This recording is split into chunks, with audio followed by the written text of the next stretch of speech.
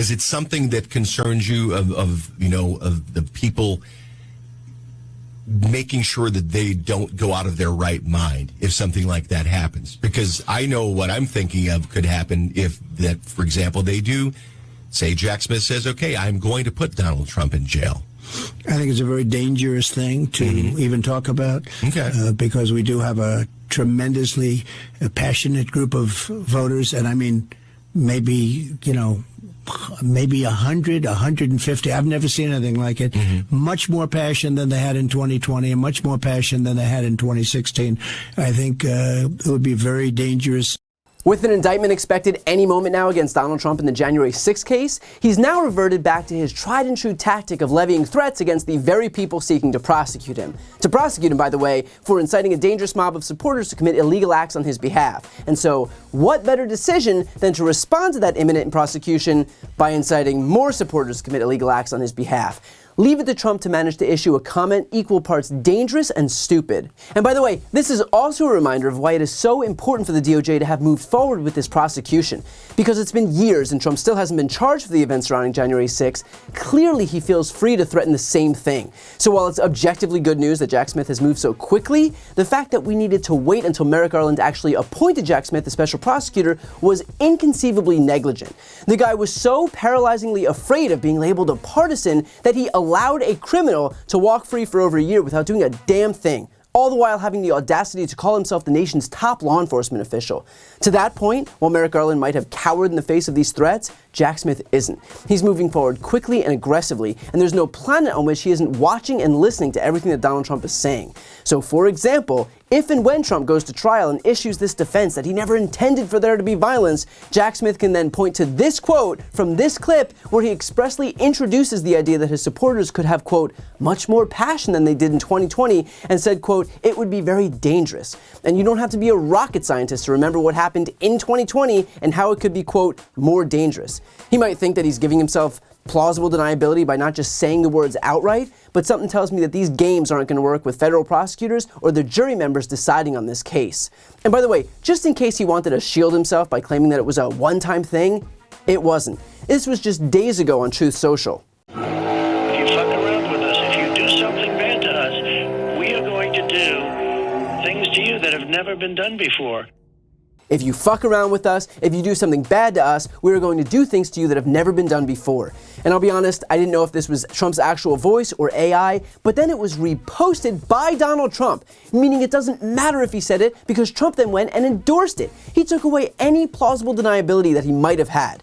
Again, these threats aren't a bug, they're a feature. They are the whole strategy. And let's be clear, they've been the strategy. Back when Trump was indicted in the classified documents case, he issued a call to arms to his supporters ahead of his arraignment on federal criminal charges in Miami. He posted on Truth Social this post, "See you in Miami on Tuesday," which is an obvious provocation of his supporters, inciting them to go to Miami that Tuesday, where they would purportedly make their feelings about the arraignment known, and I'll just let you be the judge of what he was hoping they would do. And only weeks earlier, ahead of his arraignment in New York, he posted, "We'll be arrested on Tuesday of next week. Protest, take our nation back." Again, same playbook, different day. Donald Trump is not shy about trying to incite violent mobs to a specific place to do his bidding. Trump even tried to issue a direct message to New York law enforcement ahead of his indictment, saying, quote, "Can you imagine the great New York City Police Department, correctly referred to as New York City's finest, who for the first time and only time in history endorsed a president, me, and honored me as Man of the Year, having to defend and protect the defunders and cop haters of the radical left that want to put their greatest champion and friend in prison for a crime that doesn't exist.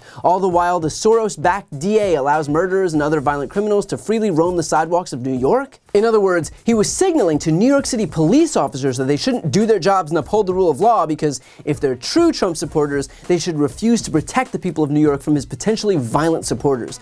Again, all of this is just thinly veiled calls for violence. It is a pattern, and knowing what it resulted in on January 6th, only to continue to do it in Manhattan and then Florida and now in Washington, D.C., is all the proof you need that the violence isn't a fluke, it is the whole point. And those are just the physical threats. He's also made threats regarding political retribution. And numbers are through the roof. We're beating everybody by a lot, and we're beating Biden by a lot. And one of the reasons, it was interesting, somebody wrote a very strong piece the other day. I could tell you who, but let's not even use his name because perhaps you wouldn't want it. but wrote a very strong piece that they're afraid to have me back in. That's why they're doing the indictment stuff, because they don't want to be indicted. Now, I would do it only very fairly, of course, but they don't want to be indicted. So they say, we can't let this guy win. But there was tremendous corruption on the other side. Don't forget, they spied on my campaign, and we caught them. Yeah. They did things that nobody would have believed. Then they had 2 fake impeachments that we won, and so much else. The Mueller report, which showed no collusion at the end of 2 years, showed no collusion. That if he's reelected, he'll move to indict his political opponents. But don't worry, he would do it, quote, only very fairly, of course. Because if there's one thing he's known for, it is his commitment to equal application of the law. The same law that he broke and doesn't think he should be held accountable for. The audacity of someone like Donald Trump, who is currently contending with 2 indictments and 71 charges, and most likely 4 indictments within the next few weeks, to lecture anyone else about accountability. Coming at you straight from the party of personal responsibility. And by the way, if Trump was really going to start indicting people, very fairly of course, one thing that's missing when it comes to everyone else, and this may just be a minor detail, is a crime.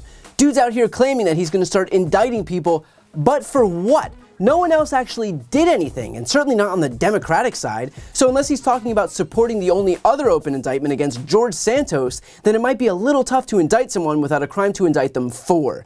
The one thing I don't doubt, though, is that if he were to win, he certainly would try, and he'd fill his positions with diehard Trump lackeys who would unapologetically do his bidding.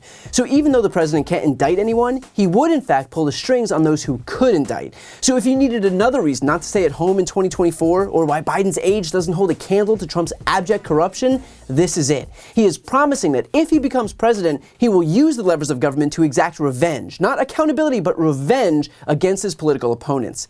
The simple fact is that Trump has one tool in his toolbox: to destroy the people who seek to hold him accountable for his abject criminality.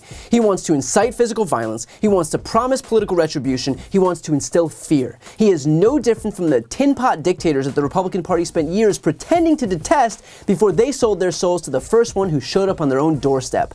So again, while our DOJ has made massive mistakes in not seeking accountability sooner, at the very least they're seeking accountability now. And Trump's threat should only have one result here: that prosecutors will double down. As Trump himself likes to say, we either have laws or we don't. And I hope prosecutors are taking that to heart. Before you go, I need some help. Please subscribe to the channel and do your part to help grow the progressive media ecosystem.